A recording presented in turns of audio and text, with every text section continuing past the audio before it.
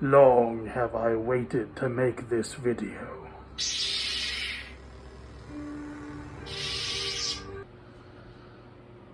Hey everyone, GasMask360 here. And if you couldn't guess, today's video is all about Star Wars.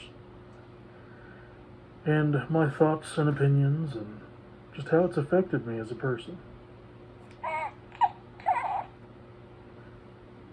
This is little Grogu, Baby Yoda, as more people know him by. So today I thought, we could, talk about Star Wars and, all of its glory. I was first shown Star Wars when I was probably 6 or 7, I think, by my father, who had the original trilogy on VHS. I remember going over to his place, and I'd always at least watch one of them a dozen times, if not all of them, every time I went over there. I love those movies. A New Hope, Empire Strikes Back, Return of the Jedi. Such a good trilogy of film. Now, obviously, from what I understand, there was a bit of issues with Return of the Jedi, but I wouldn't hear about those for so many years down the road. Now, you all might be asking me, Gas Mask, what is your favorite Star Wars film? Well,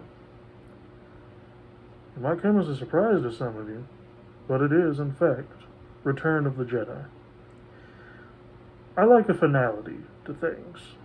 I like when a story can wrap itself up well and just bring everything home. And I truly think that Return of the Jedi does that very well for that original trilogy. Now, I'm sure everyone's going to come at me and say, Gas Mask, out of the original trilogy, clearly the best movie is Empire Strikes Back. Now, this is my video, and these are my feelings. And while I can definitely respect the opinions of other people, Return of the Jedi is still my favorite Star Wars movie, especially out of the original trilogy. That's just how it is. So, that being said, how about I tell you my second favorite Star Wars film, Revenge of the Sith. Now, hold on, before you get your panties in a twist. Let me just say that while the prequel trilogy is silly and goofy, it at least had a vision. It might not have been the best vision, but it still had a beginning, middle, and end, regardless of how well you think they executed it. Now, the prequel trilogy was the beginning of me seeing Star Wars in the theater. I remember seeing Phantom Menace when I was in elementary school, and I thought that was the coolest thing I'd ever seen. Darth Maul pulling out that double-bladed lightsaber, never thought I'd see the day. Insane. And then, you have Attack of the Clones, the second movie. And you got Yoda and Count Dooku, and they're fighting. Yoda's doing all his little flips. See, even he gets excited when he hears about Yoda.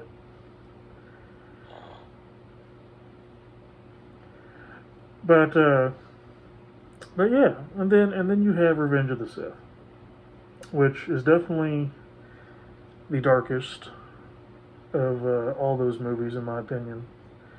And I think really brings the themes of Star Wars overall as a whole to their climax. And you just really see just the downfall of Anakin Skywalker reach its peak. All this stuff he's gone through. And, to see a not so happy ending to one of these films is rare. You know, Empire Strikes Back definitely had that feeling. It didn't feel quite like a victory. It just felt like, we live to fight another day. Whereas Revenge of the Sith, it's not even so much we live to fight another day, it's now we have to survive. We have to find a way to survive in this new world that's been created. So it's definitely probably the darker ending of all the films. Whereas then Return of the Jedi is by far the most hopeful, I think. It's a new beginning for everyone, for the whole galaxy. Now granted, through books, comics, TV shows, and, the more recent the sequel trilogy, the Disney trilogy, we see just kind of how hopeful that future is for a lot of these characters, and lack thereof. That said, this is a very controversial opinion, and while you guys can't see dislikes, I'm sure I can. And I haven't had anyone dislike any of my videos yet. So this might be the first one. And it's whatever. I don't have a huge issue with the sequel trilogy, the Disney trilogy. I thought Force Awakens was a good return to form, and I think most people felt that way. Regardless of how you felt about, the prequel trilogy, whether you loved it or you hated it, Force Awakens, it felt like a safe return to form. And, it was interesting. It was like, oh, where's this all going to go? And then we get into the most controversial Star Wars movie to ever exist. Probably one of the most controversial pieces of Star Wars, to ever be made. And that is Rian Johnson's The Last Jedi. The second film in the sequel trilogy. Now, I remember going into this movie, and people had already torn it to shreds.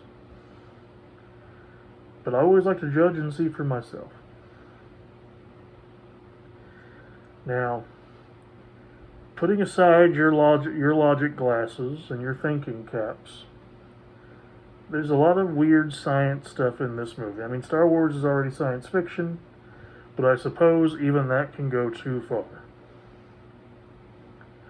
Like arcing bolts in space, going at a steady pace, like crazy, like spaceship car chase. And then obviously the Holdo maneuver of just hyperspacing your ship through theirs. I mean, I hear people complain about that. But I mean, it was a cool shot. Regardless, I honestly think, aside from the Canto Bite segment with Finn and Rose, which definitely felt the most like the prequels, it wasn't a bad movie. I saw that movie 3 times in theaters, just to kind of solidify my thought process on that film. There are definitely things that could have been done way better. There's stuff they could have left out. There's stuff they could have expanded upon. But I thought it was a pretty solid film. And I know that a lot of people think that the way they handled Luke Skywalker was character assassination. And I don't think so. You can like the story or not like the story being told in these movies. But for the story that is being told, I think it makes a lot of sense for what Luke went through. For as emotional as the guy was, like, Luke didn't become a Jedi until, he was basically an adult. So we need to keep that in mind. He wasn't a youngling trained. He was older than Anakin. Anakin was a lot younger than Luke when he was trained, and they said he was even too old by the time they accepted him.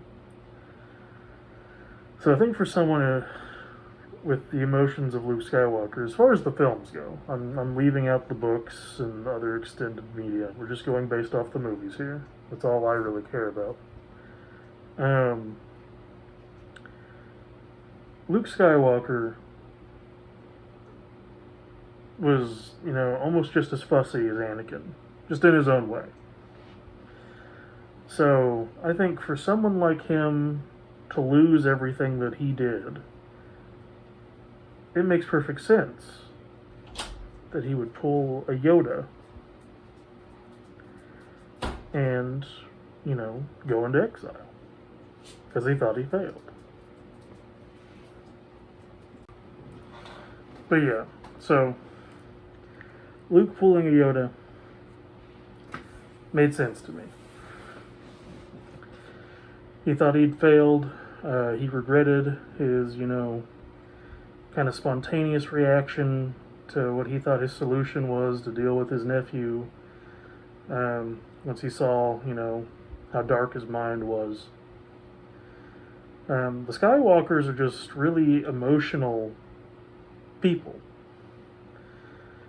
So, Luke being this constant stoic, hero,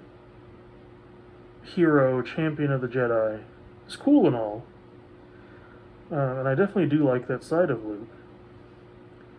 I think it makes Luke more human to see him this way. And that's really all I'm going to say about that. So yeah, overall, didn't mind The Last Jedi. I thought it was fine. We move in, like I said, how I feel about finalities. We go in to The Rise of Skywalker, the third movie in the sequel trilogy by Disney.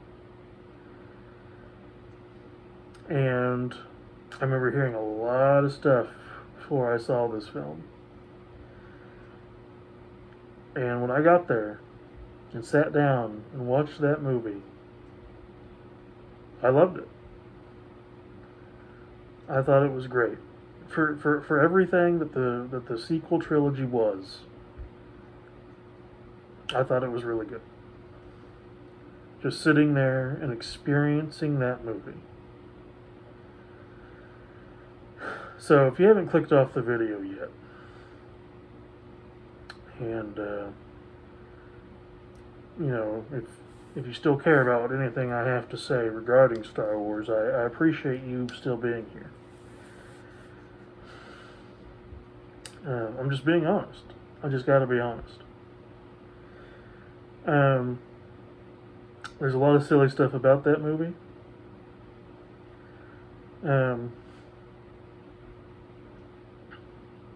A lot of missed opportunities in a whole for the whole trilogy. But for what it was trying to make up for in a lot of people's minds, I think it did a decent job. That all being said, that all being said, having time to look back at it all as a whole, I have no problem with them retconning or even like full on replacing the sequel trilogy at some point, like I had heard rumors of them doing. They probably won't. Um, I know that Kathleen Kennedy said that the sequel movies were going to kind of live on. So I guess we'll see what that all entails. Um, but as far as like the movie universe goes, I've kind of compartmentalized the entire Disney sequel trilogy on the whole at this point in time. Like it exists in its own bubble, and it's fine existing in its own bubble. But I'm fine not really, paying attention to most things after Return of the Jedi. And it's just how it is with those movies. Now,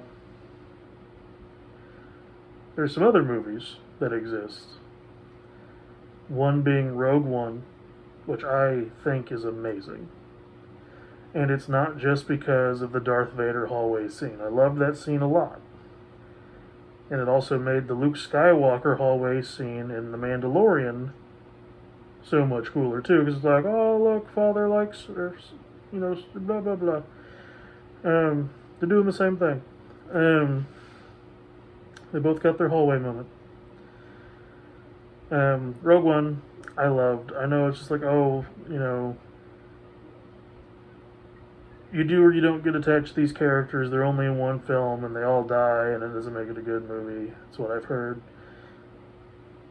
But Rogue One is one of the few Star Wars movies where I'm like, wow, this is actually like Star Wars. It's like the first time I felt like we were in a war watching these movies outside of the prequel era stuff.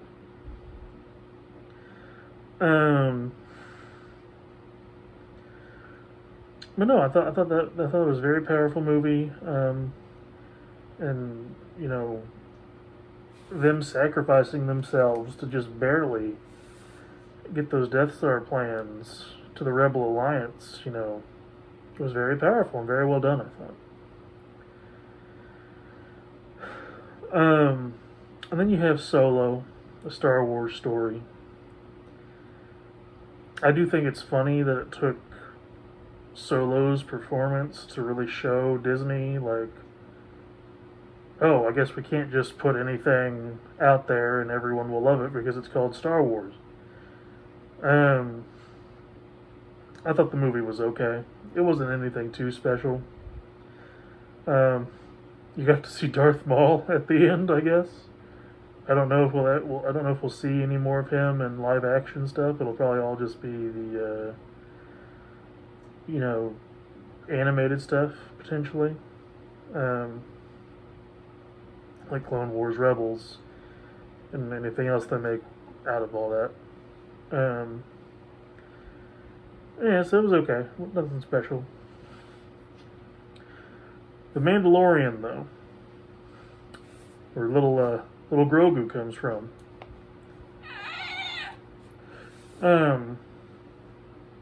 That's something. That's something else. That is such a well done show. It probably helps that the people in charge of it, Dave Filoni and I just forgot the other guy's name. You'll tell me in the comments.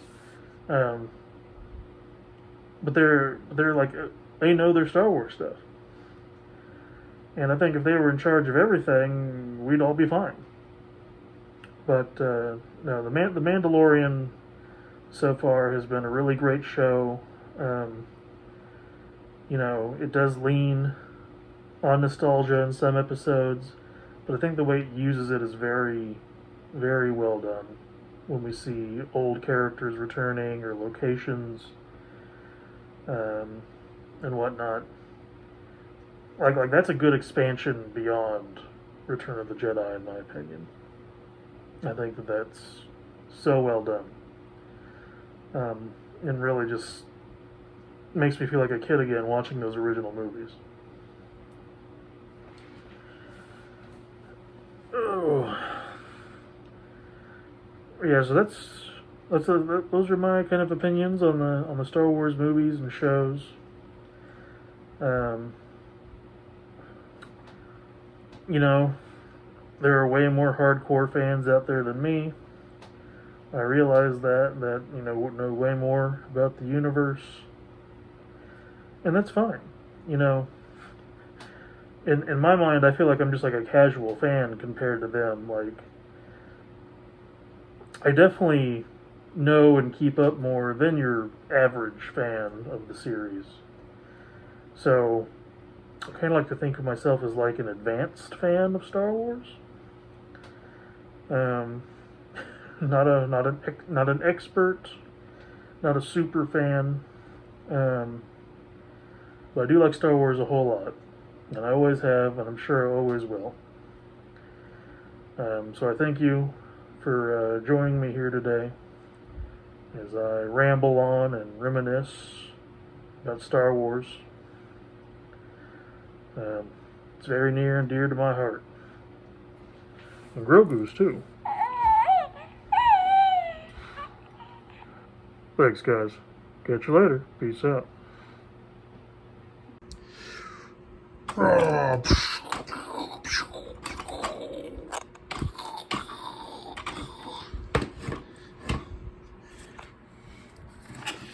Pew pew pew pew pew pew pew pew pew pew pew pew pew pew pew pew.